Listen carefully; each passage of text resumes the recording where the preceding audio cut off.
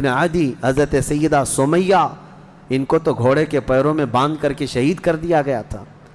کیسے طرح طرح کے عذابات دیے تھے کفار مکہ نے، ایک دو نہیں ہے، ظلم کی ایک لمبی داستان ہے۔ اور پھر پلس اس پر نبی پاک صلی اللہ علیہ وسلم کو ان کے خاندان سمیت سوشل بائیکاٹ کر کے رکھنا۔ حضور نے 3 سال تک 2 پہاڑیوں کے بیچ کے درے میں گزارے ہیں، اور ایسے کہ پورے مکہ والے پہرا لگا کر بیٹھتے تھے 24 گھنٹے تک نگرانی کے، کوئی جا نہ پائے حضور تک، ان کے خاندان تک۔ ان دنوں میں نبی پاک صلی اللہ علیہ وسلم پتے کھاتے رہے اور چمڑوں کو ابال کر کے پانی میں وہ کھاتے رہے۔ 3 سال گزرے ہیں، جبکہ مشرکین مکہ میں سے ہی کچھ اہل خیرت جو تھے انہیں رحم آ گیا ان معاملات کو، اور انہوں نے یہ معاہدہ توڑا۔ وہ آ کر کے، کوئی دوسرے نہیں، صحابہ نے نہیں، جو کافر تھے انہی میں سے 10-12 لوگ، انہوں نے دیکھا اتنی تکلیف یہ ہم میں ہی سے تو ہیں، اور وہ بھی قریش خاندان جو ہم میں سے سب سے معزز خاندان ہے، اس کا ایسا بائیکاٹ کرنا کہ ان تک ایک چاول کا دانہ نہ پہنچے۔ یہ کیسی مصیبتیں ڈال کر رکھی گئیں اپنے بھائیوں پر۔ مشرکین نے خود یہ توڑا تھا معاہدہ، اور پھر ان کو ہر طرح کے سہولیات مہیا کر دی تھی حضور کے خاندان کو۔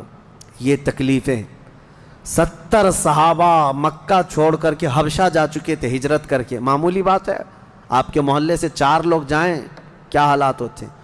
یہ آج ظالم کتے جو ہے گھروں کے دروازوں پر زبردستی کا بورڈ لگا کر کے پلائن کرتے رہتے ہیں، ہاں، کہ یہاں سے محلہ خالی ہو رہا ہے مسلمانوں کی وجہ سے، ایک ہندو گھر یہاں سے شفٹ ہو رہا ہے، ہجرت کر رہے ہیں، مائیگریٹ کر رہے ہیں۔ یہ ناٹک ہے، کوئی چیز نہیں۔ کبھی تم نے تاریخ یہ بتائی کہ 70 صحابہ جو اپنا گھر بار سب چھوڑ کر، جس میں خود رسول اللہ کی بیٹی بھی ہے، حضرت رقیہ اور حضرت عثمان غنی، دونوں حضور کے داماد بھی، حضور کی بیٹی بھی ہیں، یہ حبشہ چلے گئے تھے ہجرت کر کے۔ حضور صلی اللہ علیہ وسلم کے خاندان کے کتنے لوگ، حضرت جعفر طیار مولا علی کرم اللہ وجہہ الکریم کے سگے بھائی ہیں۔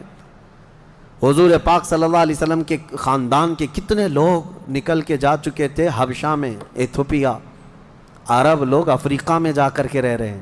اور پھر اس کے 3 سال کے بعد حضور خود ہجرت کر کے چلے گئے مدینہ۔ تو حضور ہجرت کر کے گئے تو کیا اکیلے گئے؟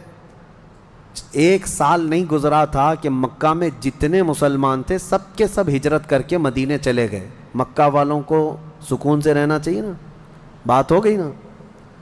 میں آپ کو بتا دوں، کفار و مشرکین کبھی کسی بات سے راضی نہیں ہوتے، اور نہ کبھی یہ سکون، ذہنی سکون ان کو نہیں حاصل ہو سکتا۔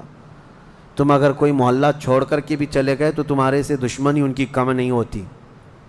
جو دشمن ہے وہ دور بیٹھ کر کے ہی جلتا رہتا ہے کہ وہاں سکھ سے کیوں رہ رہے ہیں یہ لوگ، یہاں سکون سے کیوں رہ رہے ہیں لوگ۔ مدینے جب رسول پاک اور ان کے صحابہ گئے تو مکہ والوں کو تو جو معاملہ تھا ختم ہو گیا، جن سے تمہاری روزانہ لڑائی ہوتی تھی وہ جا چکے، نہ ان کے صحابہ ہیں نہ وہ رسول پاک وہاں پر ہیں، نہیں۔ اس کے باوجود ان کفار مکہ نے کیا کرنا شروع کیا؟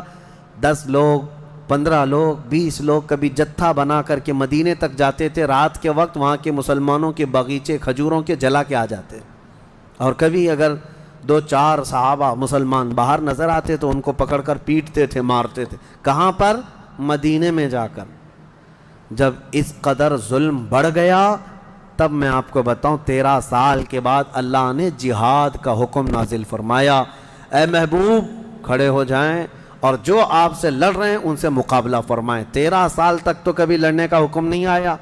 مدینہ طیبہ میں جانے کے بعد جب مسلمانوں کی اپنی ریاست بن گئی، وہاں اپنی ایک حکومت اسٹیبلش ہو رہی ہے، تب یہ جا کر کے اگر اس کے اندر دسیسہ کاری کریں، پیوند کاری کی بجائے